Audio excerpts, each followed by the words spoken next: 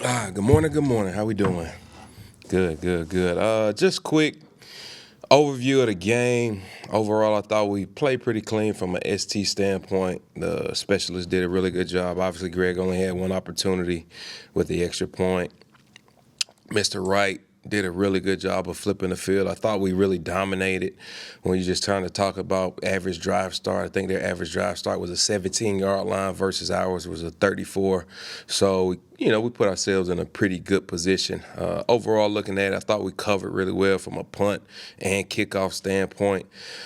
And, I told the guys on Wednesday. I told the guys Wednesday that we just kind of left a lot of plays out there, and when offense was kind of struggling a little bit, defense pulled it together the second half. You really like for special teams to find a way to win those type of games, especially on the road. Momentum swings.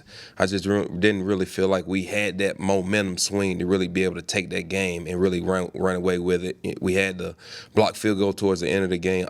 Unbelievable job between Josh Metellus crashing down on that end and P2 coming hot off the edge right there. He came to the sideline. I told you, I still got it. I'm like, shoot, yeah, you do. You love for KB to find a way to get that in the end zone, and that'll be a big momentous swing for us, and really be able to switch up the game. But overall, played pretty good.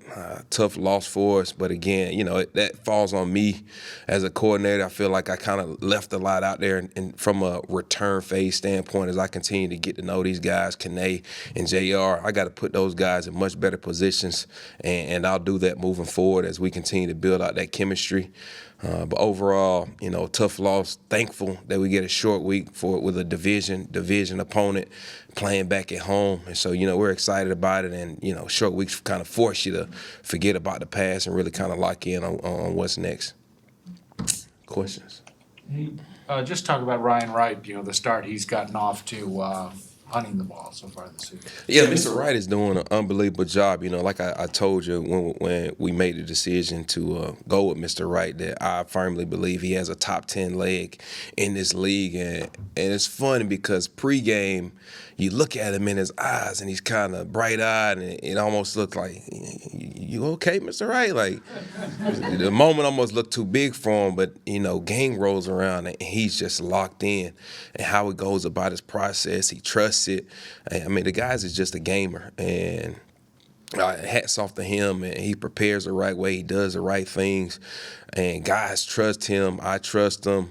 He always matches the hang with the distance and the direction to put our cover team in elite positions to be able to down the football immediately. And, he put it on display Monday night, and, some of the biggest stage on the road, rowdy crowd, and, he just continues to answer the bell. You usually call him Mr. Wright when you're talking? I always call him Mr. Wright. For whatever reason, I don't know. I have certain names for certain players, and Mr. Wright just happened to be the one for him. So I like it. I don't know Ryan. I don't know Ryan. I don't like Ryan. It's not I don't like Ryan the name. It's just I like Mr. Wright. It's Mr. Wright. You ever call a rookie Mr.? I do. Yeah, I do.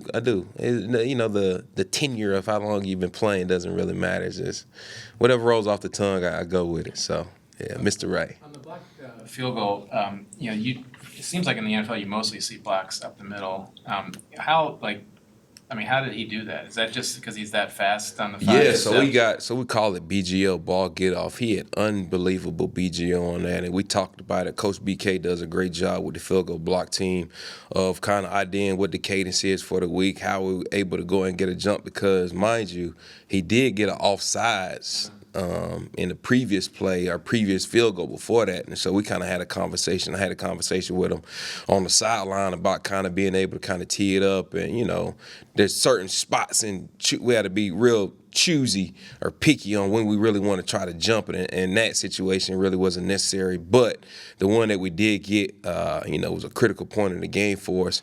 And Metellus did an unbelievable job of really crashing down on that end, mixed with P2's ball get off. And then the end wasn't able to get two hands on it. He did a great job. We always talk about running a 3-step slant off the edge. I mean, he did a 3-step slant and really jumped off of his fifth step.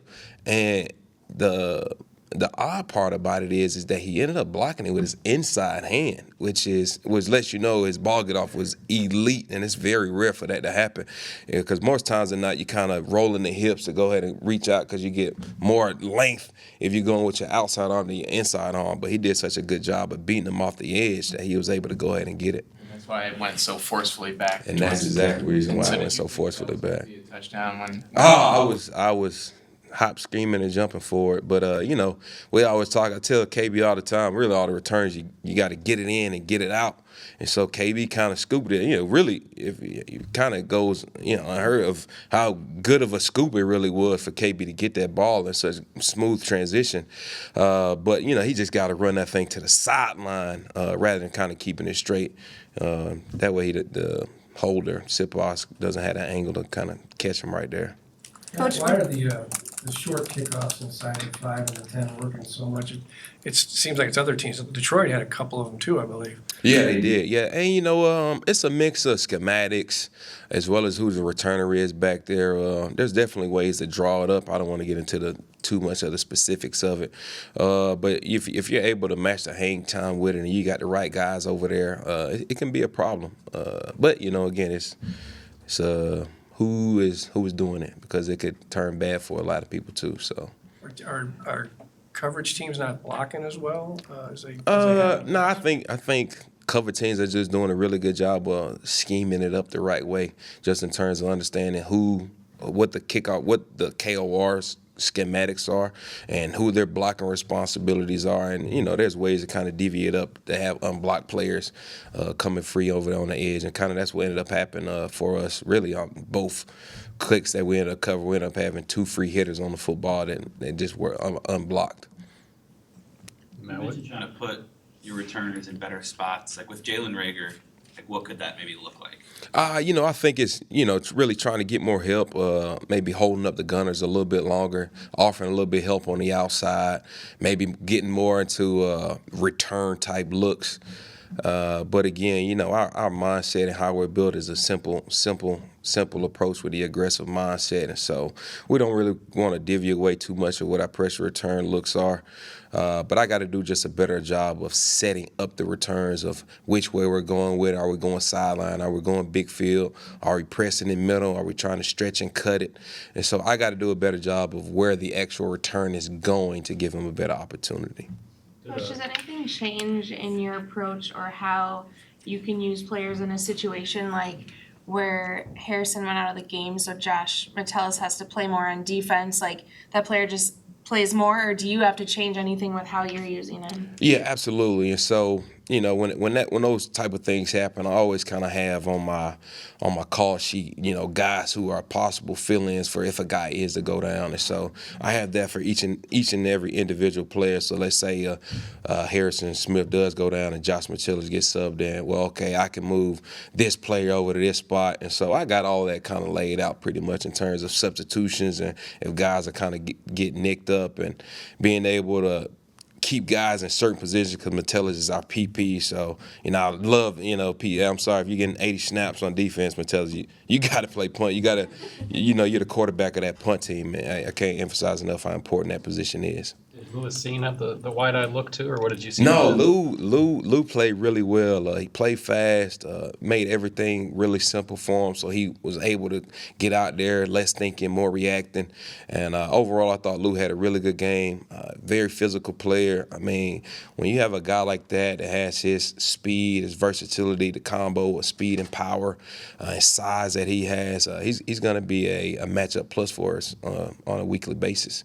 And he does such a good job of coming in. I mean, every single day I see Lou coming in. He wants to watch the tape. He wants to get better. I mean, he's truly invested and bought into what we're trying to do here. Mate, you see guys walking around with the ST hat, and I know like in each guy's locker they have a little plaque about special teams. Where does that pride in special teams come from for you, and how important is that? Yeah, again, it's everything. And so that's kind of who I am as a coach, is how can I get these guys to be truly invested and bought into special teams? I mean, let's be honest, it's the redheaded stepchild. Like, we're in an all-star league where all-stars don't really want to play special teams, right? Because that's the dirty work, or that's not where you're getting the limelight to shine. And so I try to make it so that we're just kind of talking about the chemistry, becoming as one, having true impact on a game, understanding that we are, they say, well, special teams isn't truly the third part of the game, where I feel as though we are. And so putting guys in positions to make plays, I tell you all time, everybody gonna eat. KB, it might be you this week where we setting everything up for, or DJ Wanham this week is for you, TD this was for you. And so I try to find ways to have everybody making plays, or having everybody feel like they have a specific role, impactful role, that where they're gonna be able to have key significant plays. And so for that, as we continue to build out this thing, on a weekly basis, you will continue to see our true identity show up on tape. And I tell them all the time, we can talk and say this and that, but at the end of the day, there's no sound on the tape. So who we are, you'll see it on the film. You talk about Josh Metellus. He seems to have carved himself out a role on special teams over these last couple of years. I guess, what does he do that's kind of allowed him to solidify himself in that spot? I think the biggest thing that Josh does is lead. He leads, and he does it really well. He holds everyone in the room accountable. It doesn't matter if it's a guy like C.J. Ham or a rookie like Lewis Singh. He does an excellent job of communicating. They have player-held special teams meetings on Fridays between him and C.J. Ham. Those two guys are responsible for coordinating that. And quite frankly, I haven't been at a place where players have player-held special teams meetings during the week, and so for those guys to take full responsibility and accountability for those type of things, I mean, that's where you see, the excellent special teams play show up on Sundays, Mondays, or Thursdays. And so Metellus has a lot of respect from his teammates because of how he practices, how he prepares, how he goes about his business. I mean, everything that he does in the meeting room, the equipment room, the training room, it's all at a professional, elite level, and younger guys see it, older guys see it, and they just follow. And so, and you could just see the energy that he brings on game day, the communication that he has. I mean, I love that guy.